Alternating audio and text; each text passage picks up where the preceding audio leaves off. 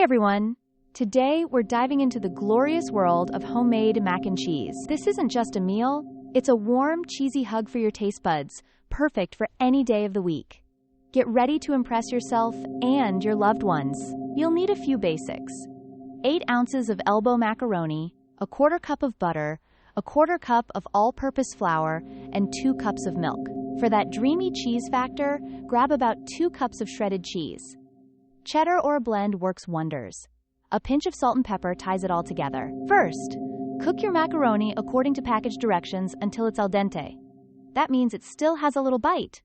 Drain it well and set it aside. Now for the heart of our dish, the cheese sauce.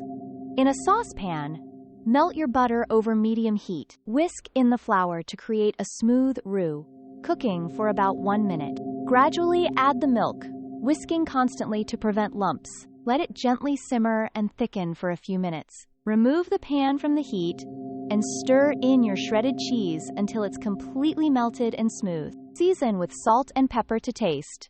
Don't be shy about tasting and adjusting. Finally, add your cooked macaroni to the glorious cheese sauce and stir until every noodle is coated. There you have it.